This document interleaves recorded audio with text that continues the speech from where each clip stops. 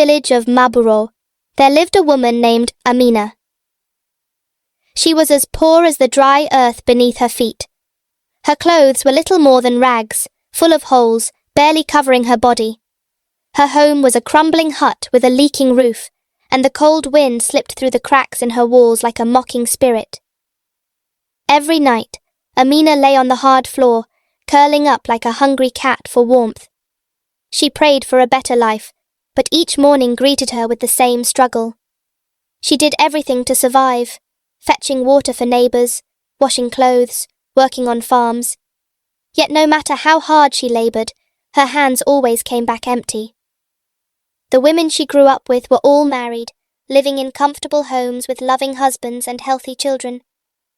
They wore fine clothes, their children played happily, but Amina had no husband, no child, and no one to call her own. The villagers whispered behind her back. "She is cursed," they said, "born with bad luck."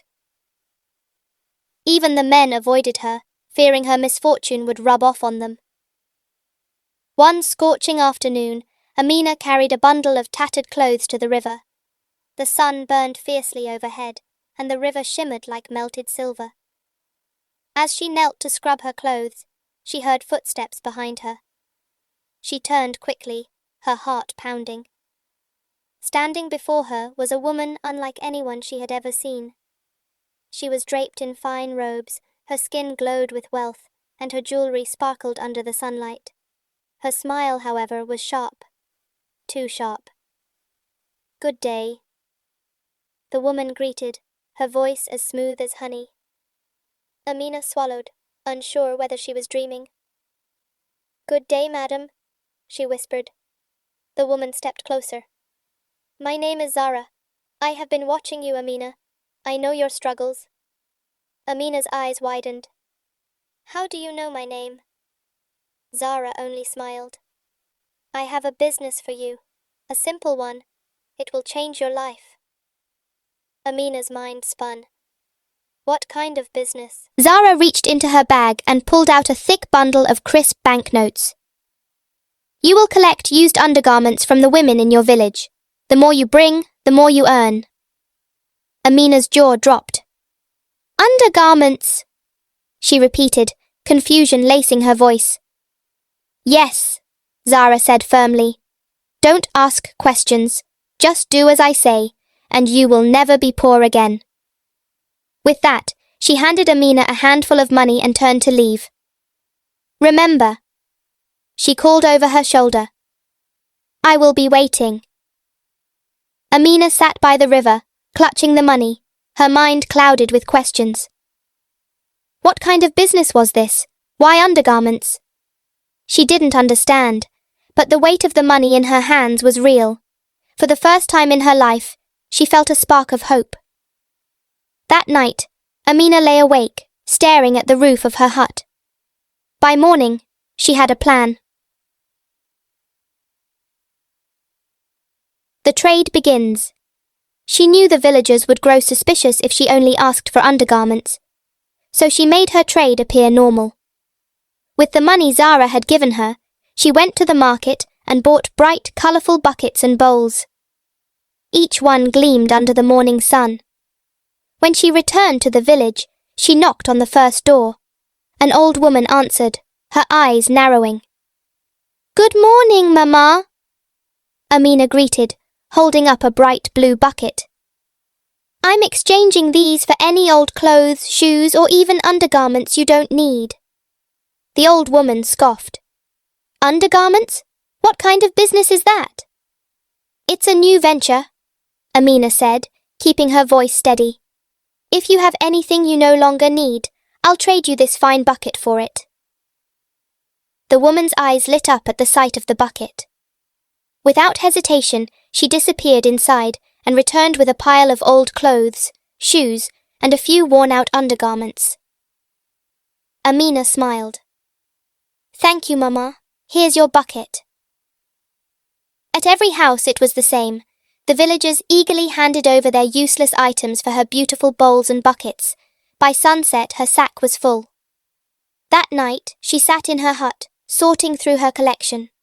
She carefully separated the undergarments, placing them in a special sack. The rest, the clothes and shoes, she took to a hidden spot near the river and burned them. The next morning, she delivered the sack to Zara. "You've done well," Zara purred, handing her another thick bundle of money. "Keep working, Amina. Your life is about to change." And so Amina's trade continued. Each day brought her closer to a life she never thought possible, but the villagers remained clueless about the dark secret behind her success. A watchful eye. As Amina's wealth grew, so did the whispers in the village. "Have you seen Amina's new clothes? She eats well now, no more hunger. Maybe her business is truly blessed." But while most villagers admired her transformation, one person remained suspicious: her neighbor, Fadila. Fadila had always been sharp-eyed, and she noticed something strange. Every night, while others slept, Amina would leave her hut, carrying a heavy sack. She would return hours later, her face calm, but her eyes hiding something. Where does she go? Fadila wondered. One night, curiosity got the better of her. She wrapped herself in a shawl and waited by her window. As expected, Amina slipped out, moving like a silent shadow. Fadila followed. Through narrow paths, past silent huts, and finally to the river. There, under the ancient baobab tree, stood Zara. Around her, candles flickered in a perfect circle. The air felt thick, heavy, wrong. Fadila crouched low, watching. Amina dropped her sack before Zara. Without a word, Zara opened it, pulling out only the undergarments. The rest of the clothes were tossed aside. Then, she began to chant. Fadila's breath caught in her throat. As the chant rose, the undergarments vanished into thin air, leaving behind a faint, eerie glow. A chilling laughter echoed through the night. Fadila's legs trembled. She had seen enough. She turned and ran, her heart hammering. By dawn, she was at the elder's house. "Amina is working for a witch," she cried. "She's stealing our lives." The village erupted in fear. Amina was summoned before the elders. Under the weight of their stares, she broke down in tears. "I was desperate," she sobbed. "I didn't know. She made me take an oath. If I speak, I will die." The chief priest was called. Through sacred rituals, he broke Zara's hold on Amina. Then, with torches and chants, the villagers marched to the baobab tree. They found Zara's lair beneath its roots. They dragged her out. And under the judgment of the people she had deceived, she met her end. The village was free, but Amina could never escape the shame.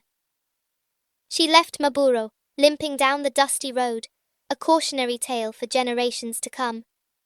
And from that day forward, the women of Maburo never traded their clothes so easily again.